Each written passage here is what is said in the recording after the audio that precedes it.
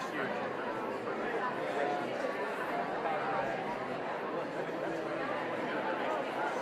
That's what I look like when I grow up.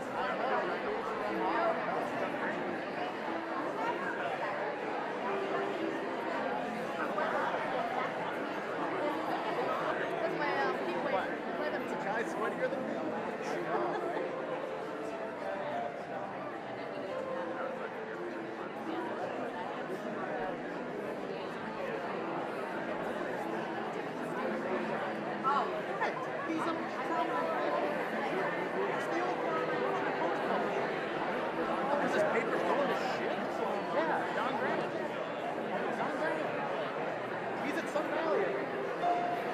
Come on.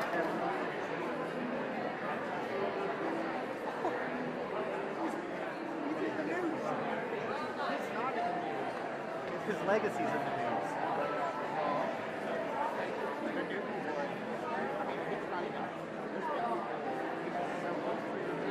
I know.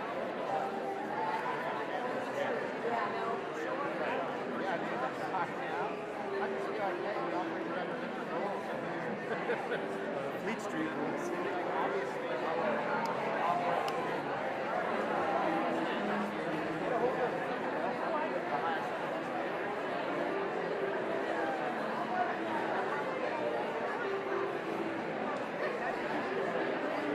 Yeah, but I think he did some of that stuff after he started at the Post.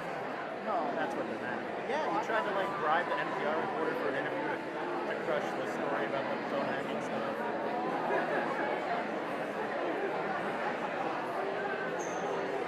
I'm not saying he should go, I'm just saying he's done some of that since he started. Yeah, his old editor from the Dow Jones and Sunday Telegraph. Yeah. Bezos apparently loves it. Yeah.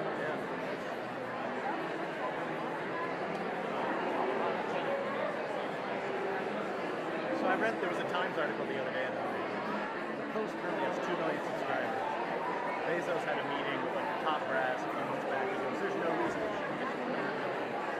Think about how to turn your stories into products. What does that even mean?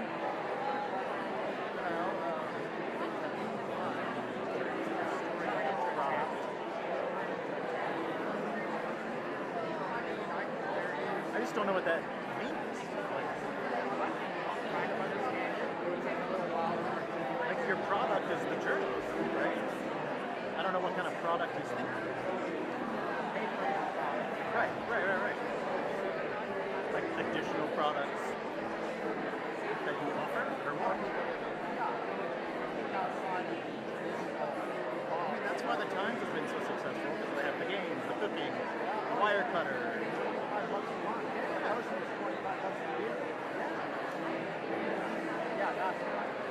Right, that makes sense, but they're never going to be that, because that already exists in other forms. They got beat.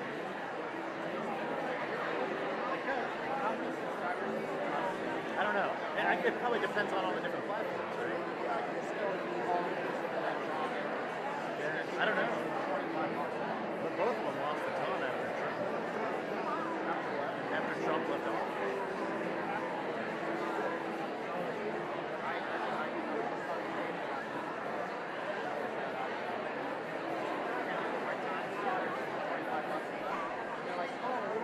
And they'll give it to you for like $5. $1 a month for a year. Okay, then at the end of the year, I'm grandfathered into a freelance deal. Like they gave all their freelancers free accounts. It hasn't expired. We're working. Still on the go. What if he thinks great?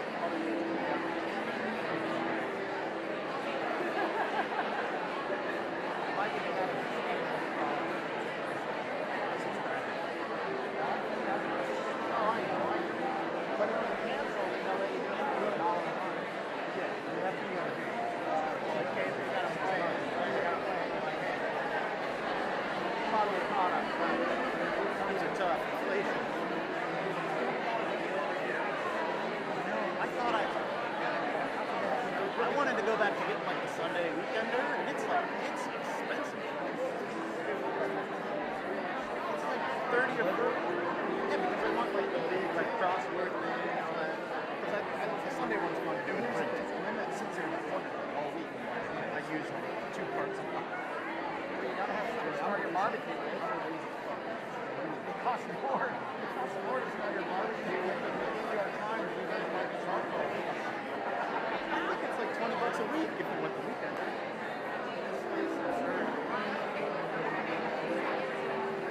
Just send me the crossword every Sunday. Well, that's what makes the most money. That'd be $19. The less you get, the more expensive it is.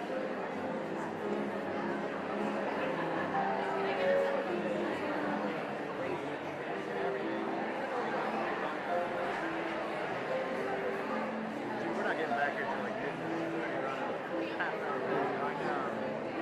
I think he's gonna leave that Depends what time he gets. It's got to be carved out for 3 hours. Oh, yeah. Not carved out for getting over the flat. It's not carved out for that long.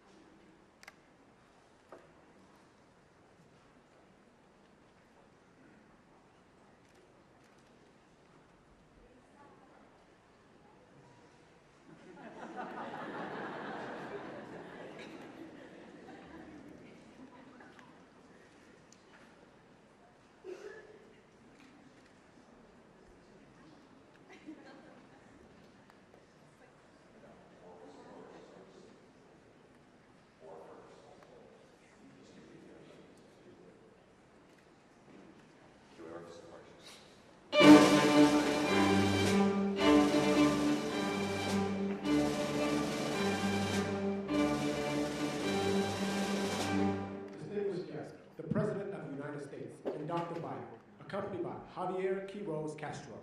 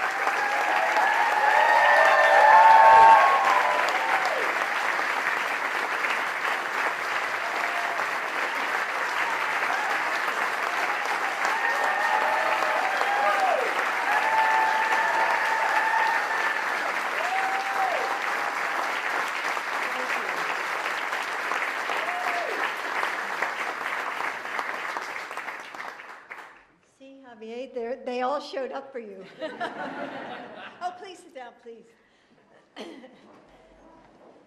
So who knows the possibility of a dream better than those who traveled miles just to find it?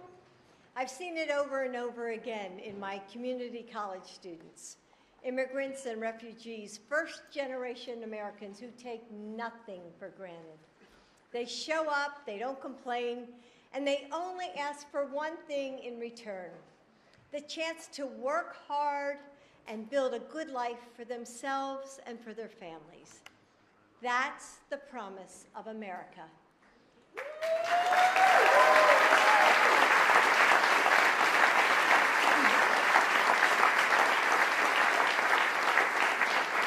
That's the promise that drew Joe's and my ancestors to the United States.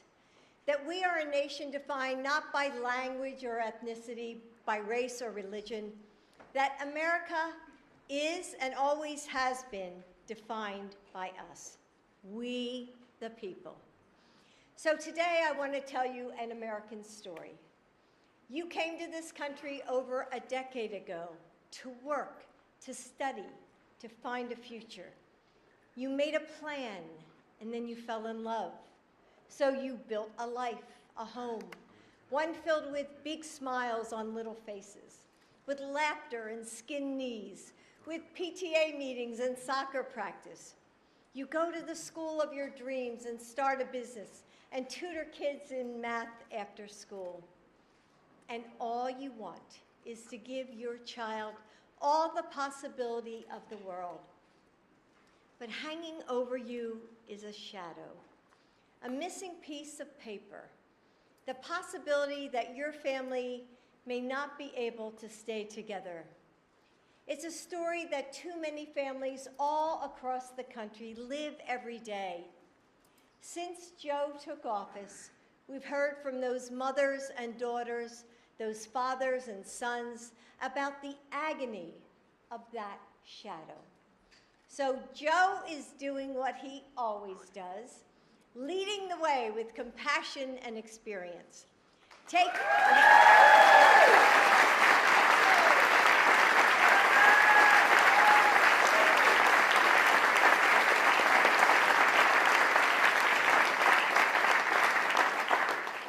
the action of our nation that our nation needs to thrive.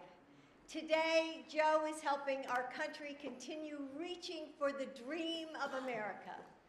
With our different backgrounds and beliefs, each of us makes our nation and remakes it in big ways and small ones.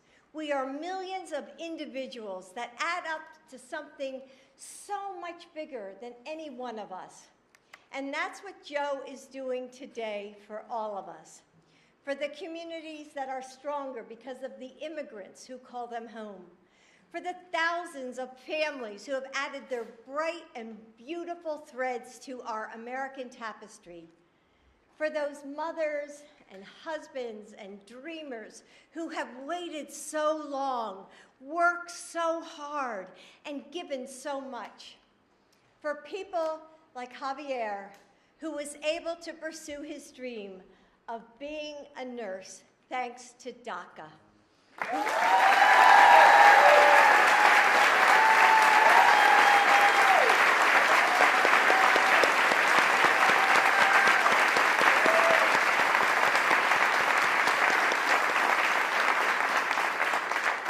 who saves lives every day, whose family needs him, and who shouldn't have to live in fear.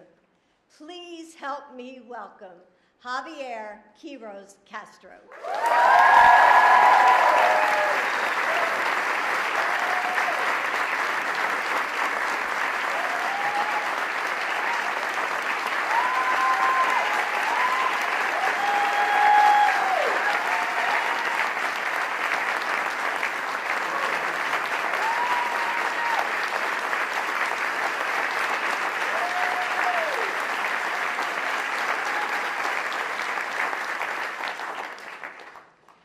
Ladies and gentlemen, my name is Javier Quiroz Castro.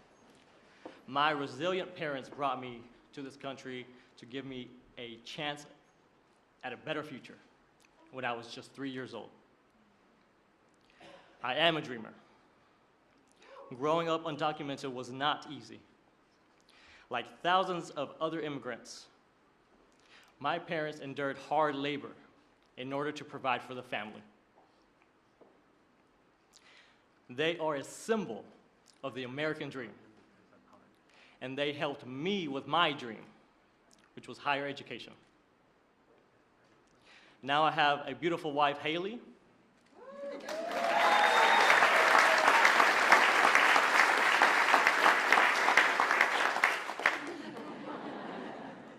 and two magnificent children, all of whom are US citizens and who are counting on me.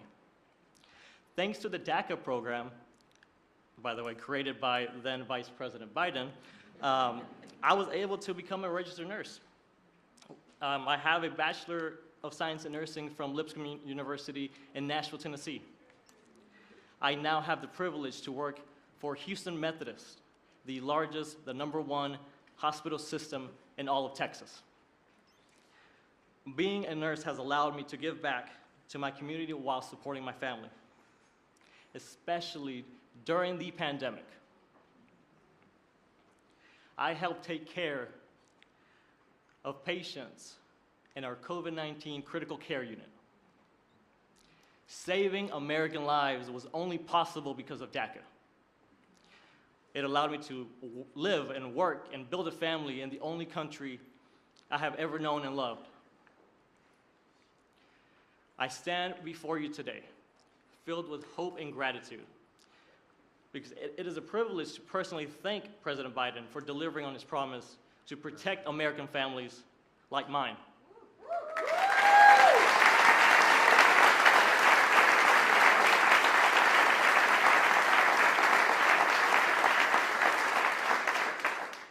His actions today will prevent hundreds of thousands of families like mine across America from being torn apart, allowing us to continue to contribute to our communities and build a brighter, bigger future for our children. It is now my great honor to introduce the President of the United States, Joe Biden.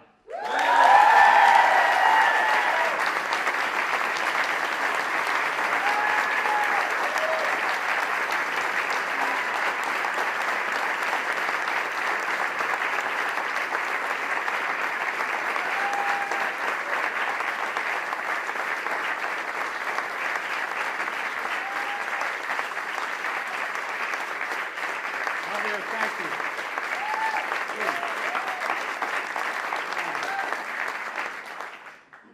Today's a good day.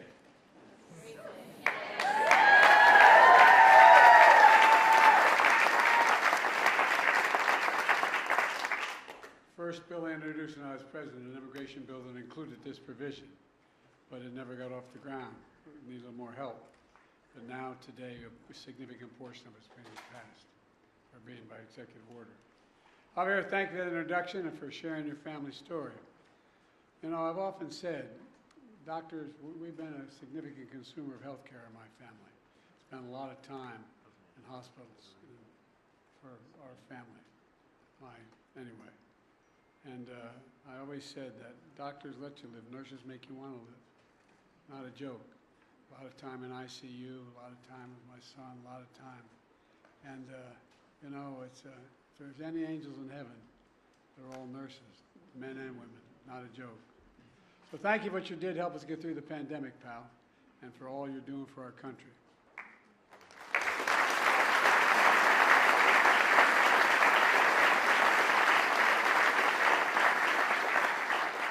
My name is Joe Biden. I'm Jill Biden's husband. Thanks to all the members of Congress and Homeland Security Secretary. I'm not sure I'm going to introduce you all the way. But all kidding aside, Secretary Mayorkas, as well as Secretary Becerra, and advocates and families for law enforcement, faith leaders, everybody's just here. 2 weeks ago, I did what Republicans in Congress refused to do. I took action to secure our border. That included restricting unlawful crossings at our southern border, making decisions on asylum more quickly, and so much more. And so far, it's working. Since we implemented my order, encounters have dropped 25% at the border. And we're seeing the lowest number we've seen in a long time. But folks, we took this step after the bipartisan agreement one of the most conservative Republican senators had helped work through in over a 4 or 5 week period. The strongest bipartisan security agreement that's ever been seen. But we were about to move forward when Republicans walked away from the deal for the most pathetic and petty of reasons. Donald Trump got on the phone literally and started, and the press can confirm this, and calling senators saying, don't go ahead and do this. Don't support this legislation that had bipartisan support. And when you ask why, he said it would hurt him politically and help me instead. So much for Republicans caring about the border. I also know many people in this room also had concerns about the steps I'd taken. I heard and respected from many of you and many people behind me of the concerns you felt as president I had to take these actions. Every nation must secure its borders, just that simple. And if Trump and the Republicans wouldn't do it, working with me, then I would do it on my own, and I did. At the time I took these steps to secure the border, I also said that I would move to fix problems that made our immigration system unfair, unjust, and provisions that simply made it no sense at all.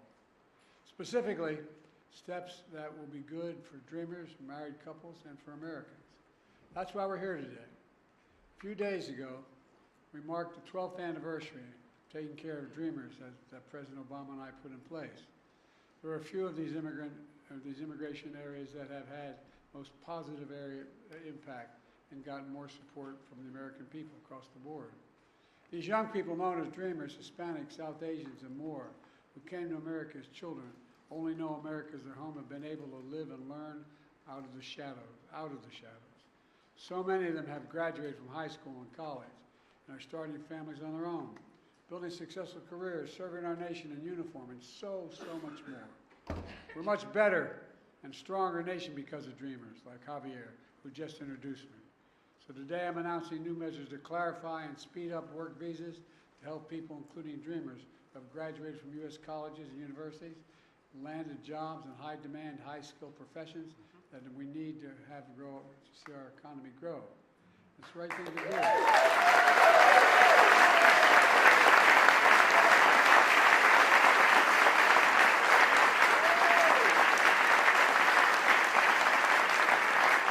I want those who have been educated at U.S. colleges and universities put their skills and knowledge to work for here in America. I want to keep building the strongest economy in the world with the best workforce in the world. We've already created 15 million new jobs, a record. We're seeing record economic growth, a record of small business growth. And I doubt why the action we're taking today matters. If you wonder about that, just ask business leaders, ask labor leaders, ask economists, ask elected officials. They know it's good for American business. They know it's good for the American economy. They know it's good for America, period. This step builds on other actions we've taken to support dreamers, from defending dreamers in the courts and expanding access to health care for millions of Americans under the Affordable Care Act, including for dreamers.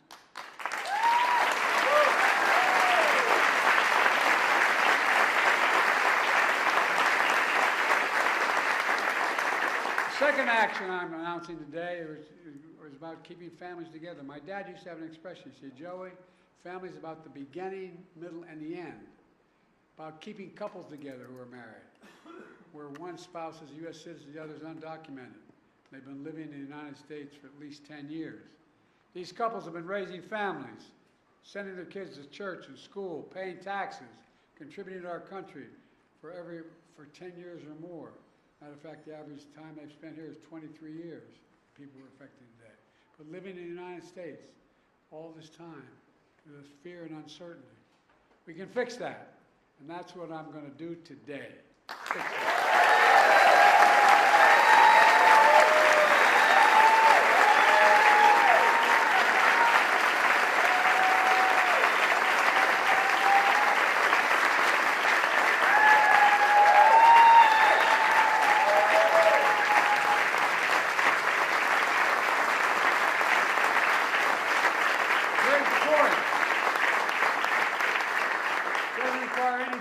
Change in our immigration law.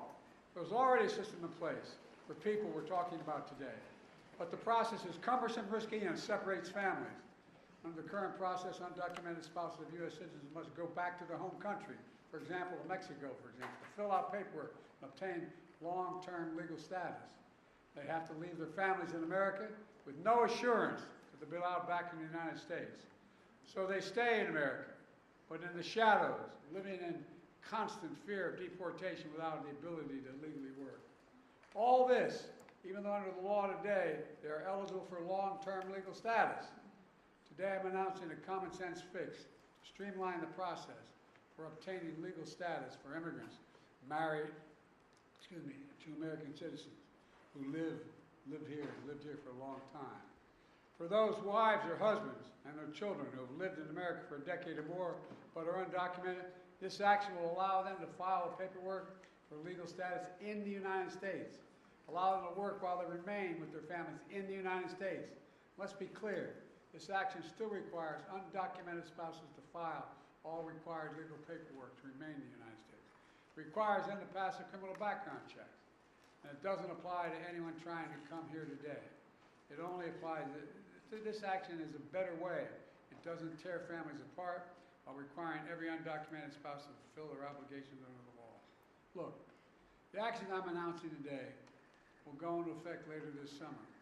And by the way, just as was true for the protection of dreamers, the steps I'm taking today are overwhelmingly supported by the American people, no matter what the other team says. In fact, polls show over 70% of Americans support this effort to keep families together.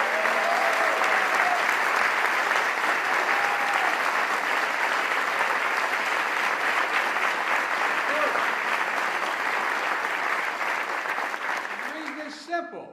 It embraces the American principle that we should keep families together. In 2013, President Obama and I took a similar action that allowed undocumented spouses and children of America's servicemen to stay together while they apply for legal status in America. Servicemen protecting our nation should not have to worry about keeping their families together, for God's sake. This policy has been in place for over a decade and is working well, and so will the new one. Look, let me close with this. I refuse to believe that to secure our border, we have to walk away from being in America. For that's generations have been renewed, revitalized, and refreshed by the talent, the skill, the hard work, the courage, and determination of immigrants coming to our country. Look, the Statue of Liberty is not some relic in American history. It still stands for who we are. But I also refuse to believe that for us to continue to be America that embraces immigration, we have to give up securing our border. They're false choices. We can both secure the border and provide legal pathways to citizenship. We have to acknowledge that the patience and goodwill of the American people is being tested by the fears of the border. They don't understand a lot. These are the fears my predecessor is trying to play on when he says immigrants, and his words are poison the blood of the country. When he calls immigrants, in his words, animals. When he was president, he separated families and children at the border. And now he's proposing to rip spouses and children from their families and homes and communities and place them in detention camps. He's actually saying these things. It's hard to believe it's being said, but he's actually saying these things out loud. And it's outrageous. Folks, I'm not interested in playing politics with border or immigration. I'm interested in fixing it. I said it before.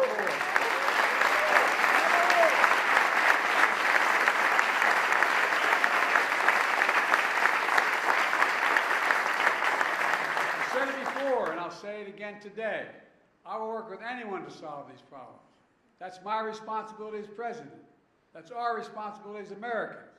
Because the simple truth is, there's not a single damn thing we can't do if we put our minds to it. We've got to remember who in the hell we are. We're the United States of America, and nothing is done like that.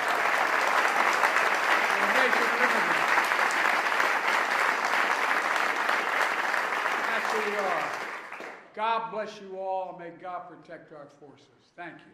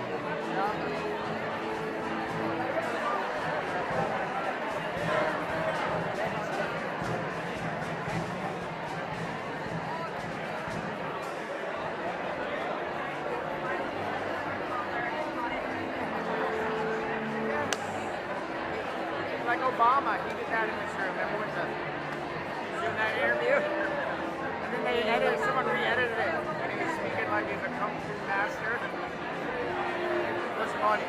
Yeah.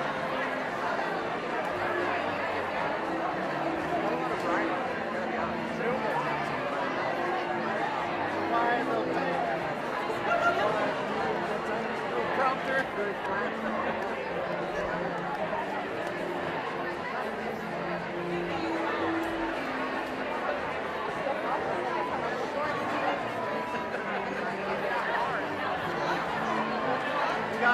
record.